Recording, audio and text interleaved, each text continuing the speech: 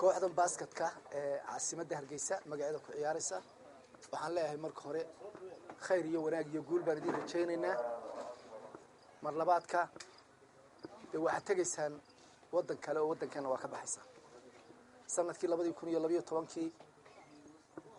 markii aad tagteen meeshii la oran jiray Kampala waynu sii dardaaranay waxaan aad iyo aad ugu faraxsanahay dardaarankeenu ku sii dardaaranay inaad sidiisii u qaadateen kaasoo ahaa ina akhlaaq wanaag asluub wanaag ixtiraam fara badan idinkuna aad isu muujisaan dalka iyo dadka aad u tagasaan aad muujisaan waxaan runtii aad iyo aad idinka mahad celinayaa in arintaynu ku ballanay iyadoo sidiisii aad fuliseen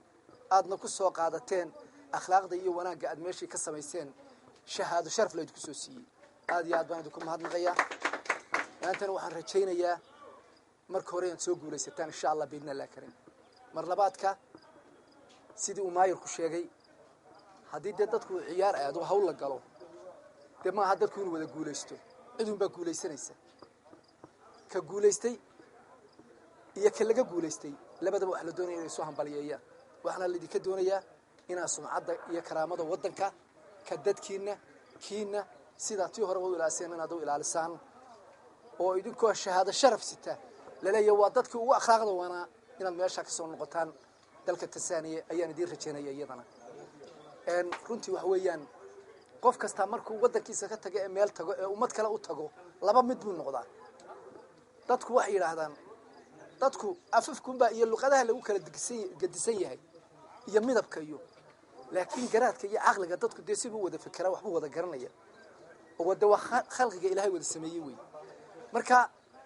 waa la saxantaa qof cid waxa lagu xantaa markay meesha timaado cusub waru ma yahay kuwan Ilaahay nagu soo celin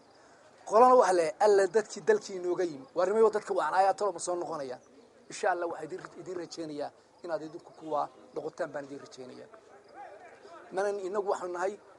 dal yar oo Urduna oo aan wali la aqoonsan waxa dani inoogu jirtaa marba sida ilmaha yar ee raad dhaqaajiska ah talaabada marba aynu qaadno ayaa dani inoogu jirtaa taasaynu ku gaaraynaa guusha weyn baynu ku gaaraynaa caalamka iyo ururada isboortiga waxaynu ka codsanaynaa inay ictiraafaan isboortigeena ictiraafaan xuquuqda aynu ku leenahayna inayna mariyaan ayaynu ka codsanaynaa waxa weeyaan aad iyo aad baan ugu mahadnaqayaa cid kasta oo inagala soo shaqaysay hawshan aad ku tageysaan oo uu madaxweynuhu ka yahay oo uu maayirku laba ka yahay cid allaala cidii naga soo gacan qabatay iyo cid dhalinyarada iyo isboortiga gacan qabatana mahad ballaaran baan u soo jeedinaynaa aad iyo aad baad u mahadsantihiin waxaan idin rajaynayaa guul iyo gacmo